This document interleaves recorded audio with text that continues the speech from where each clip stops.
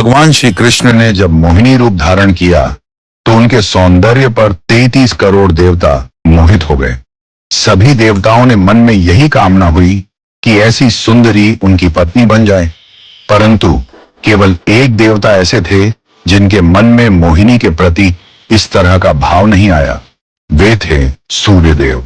सूर्यदेव ने मोहिनी रूप को देखकर मन ही मन कहा, यदि ये मेरी पुत्री बन जाए तो मेरा जीवन धन्य हो जाए।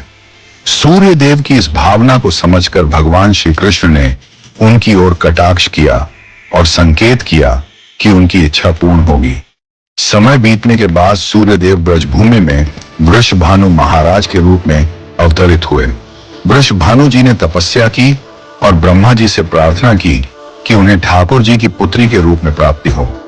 ब्रह्मा जी ने उनकी प्रार्थना को श्री हरि तक पहुंचाया। ठाकुर जी ने विचार किया कि वे नंद यशोदा और देवकी वासुदेव के यहाँ पुत्र के रूप में जन्म लेने वाले हैं, लेकिन प्रेम की स्थापना के लिए एक विशेष अवतार लेना होगा। ठाकुर जी ने अपने रूप को दर्पण में देखा और उस दर्पण में उन्हें ऐसा रूप दिखाई दिया जो स्वयं ठाकुर जी को भी मोहित कर गया। यह रूप ठाकुर जी का ही स्त्री रूप था। उन्होंने इस रूप को स्थिर किया और लक्ष्मी जी के वस्त्रों, आभूषणों और श्रृंगार सामग्री का उपयोग करके इस दिव्य स्वरूप को सजाया। जब यह स्वरूप पूर्ण हुआ तो ऐसा प्रतीत हुआ मानो सूर्य और चंद्र का एक साथ मेल हो गया हो। यह दिव्य तेज इतना अद्भुत था कि स्वयं ठाकुर जी भी नेत्र मूंदने को विवश हो गए। जब उन्होंने नेत्र खोले तो उनके सामने श्री राधा रानी का दिव्य स्वरूप प्रकट हुआ। श्री राधा के प्राकट्य का समय सुबह 4 बजे का था, जो ब्रह्म मुहूर्त का समय है। भगवान के अन्य अवतारों का प्राकट्य दोपहर 12 बजे या रात्रि 12 बजे होता है, परंतु राधा रानी का जन्म ब्रह्म मुहूर्त में हुआ, जो नए दिन की शुरुआत का प्रतीक है। यह इस बात का संकेत था कि प्रेम का प्रकाश संपूर्ण विश्व में फैलने वाला है।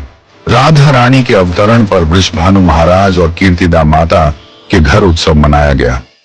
सभी गोप गोपियां ब्रजवासी आनंद में झूम उठे, लेकिन एक अद्भुत घटना ने सबको चकित कर दिया। राधा रानी अपनी आंखें नहीं खोल रही थी। वृषभानु महाराज और माता कीर्तिदा इस बात को लेकर चिंतित हो गए। कई साधु संत और विद्वान उनके दर्शन करने आए, लेकिन किसी के भी प्रयास से राधा रानी ने अपनी आंखें नहीं खोली। तभी देवताओं के आग्रह पर नारद मुनि वहां आए। उन्होंने राधा रानी के पास बैठकर उनकी स्तुति की। नारद मुनि ने जैसे ही स्तुति गाई, राधा रानी ने पहली बार अपनी दिव्य नेत्रों से नारद मुनि की ओर देखा। उस समय राधा रानी का स्वरूप ऐसा था मानो मृग नयनी सुंदर बालिका अपने पालने से झांक रही हो। यह दृश्य देखकर नारद जी आनंद से झूम उठे। उन्होंने अपनी वीणा और करताल बजाकर कीर्तन प्रारंभ कर दिया और गाने लगे, जय राधे जय वृंदावन वासिनी। वृषभानु महाराज यह अद्भुत दृश्य देखकर भाव विभोर हो गए। उन्होंने राधा रानी को प्रणाम किया और स्वयं को धन्य माना। उन्होंने अनुभव किया कि उनकी पुत्री कोई साधारण बालिका नहीं, बल्कि साक्षात देवी है। इस प्रकार श्री राधा का अवतरण प्रेम की स्थापना के लिए हुआ।